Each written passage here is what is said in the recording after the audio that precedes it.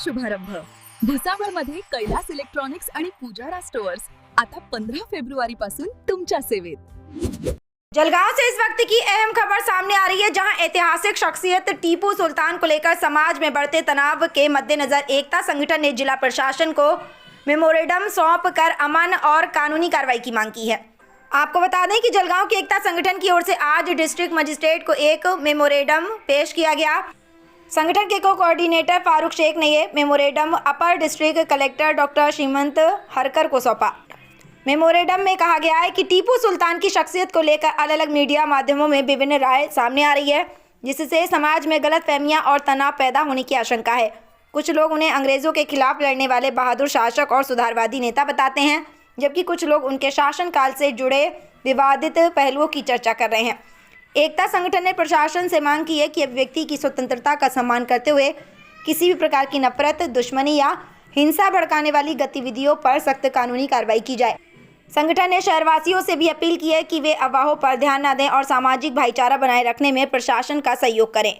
Farooq Sheikh, coordinator, एकता संगठन। हमारा मकसद किसी भी तरह का विवाद बढ़ाना नहीं है, बल्कि शहर में अमन, कानून व्यवस्था और आपसी भाईचारे को बनाए रखना है।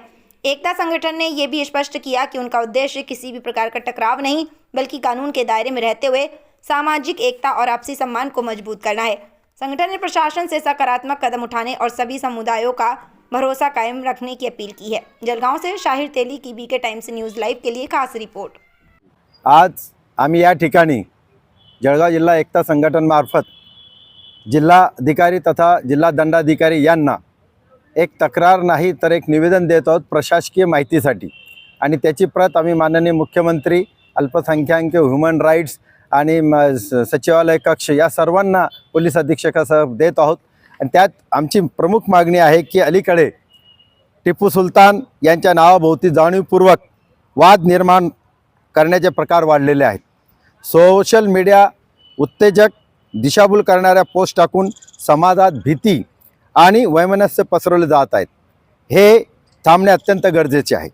भारतीय संविधानाने प्रत्येक नागरिकाला अभिव्यक्ती स्वातंत्र्य दिलेले आर्टिकल 19(1) प्रमाणे, पण त्याचबरोबर 19(2) प्रमाणे असे कृत्य करण्याचा अधिकार कोणाला नाही जो कोणत्याही धर्म, जात किंवा समाजाविरुद्ध द्वेष पसरवणे, अपमान करणे किंवा हिंसा भडकवणे हे कायद्याने गुन्हे आहेत। आमची प्रशासनाकडे स्पष्ट मागणी आहे की ऐतिहासिक व्यक्तीचे व खास करून टिपू सुलतानचे फोटो लावणे, जयंती साजरी करणे किंवा डिजिटल माध्यमाने उल्लेख करणे याबाबत त्वरित अधिकृत मार्गदर्शन सूचना जाहीर करण्यात याव्या। तसेच भडक वक्तव्य किंवा पोस्ट करण्यावर कठोर गुन्हे दाखल करून तात्काळ कारवाई करावी। जळगाव जिल्ह्यात शांतता व सलोखा राखणे ही प्रशासनाची जबाबदारी आहे। अफवा पसरवण्यावर नियंत्रण ठेवण्यासाठी सायबर यंत्रणेला सक्रिय करावे आणि सर्व समाज घटकांना विश्वासात घेऊन सामंजस्याची भूमिका घ्यावी।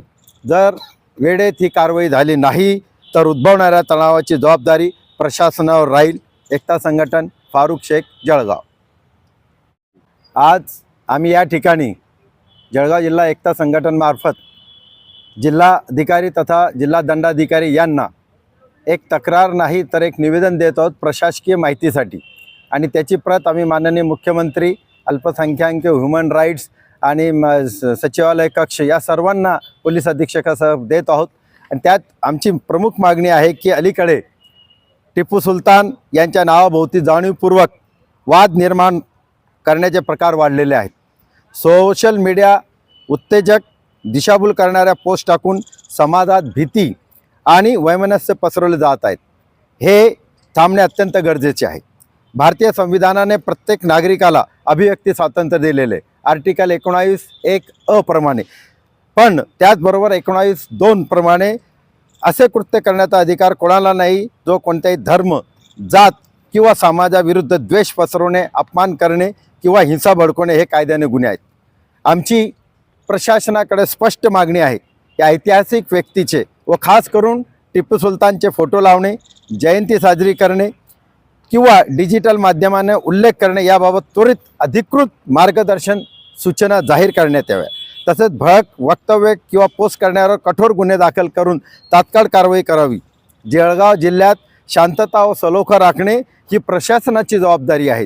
अफवा पसरवण्यावर नियंत्रण ठेवण्यासाठी सायबर यंत्रणेला सक्रिय करावे आणि सर्व समाज घटकांना विश्वासात घेऊन सामंजस्याची भूमिका घ्यावी. जर वेळेत ही कारवाई झाली नाही तर उद्भवणाऱ्या तणावाची जबाबदारी प्रशासनावर राहील. एकता संघटन, फारूक शेख, जळगाव.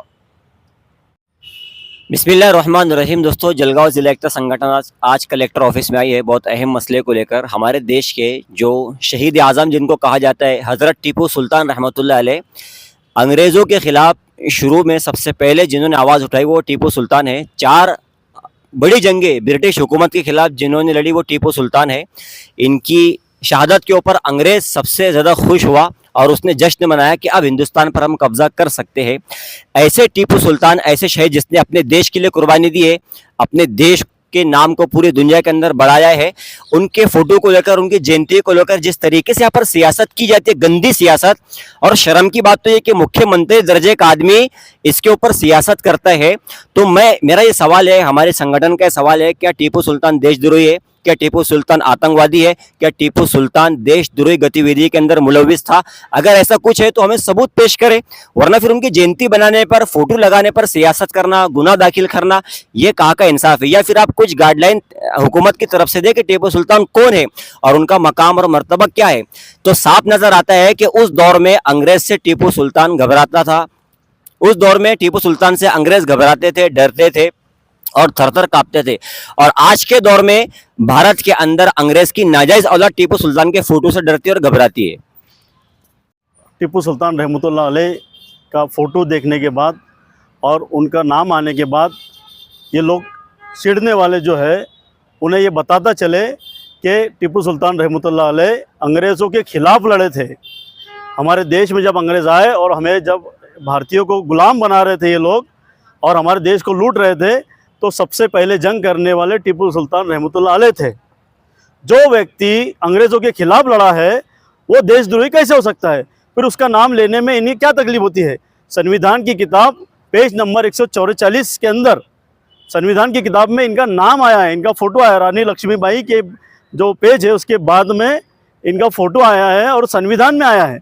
जब संविधान में टीपू सुल्तान का फ़ोटो और उनका लेख आता है तो वो देशद्रोही या फिर वो देश के खिलाफ कैसे थे?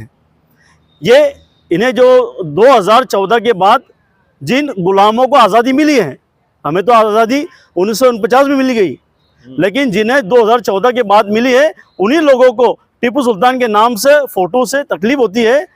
सरकार ने ये स्पष्ट करना चाहिए कि टीपू सुल्तान भारत के लिए लड़े थे, वो स्वतंत्र सेनानी थे. ये सही इतिहास लोगों तक जाना चाहिए. धन्यवाद.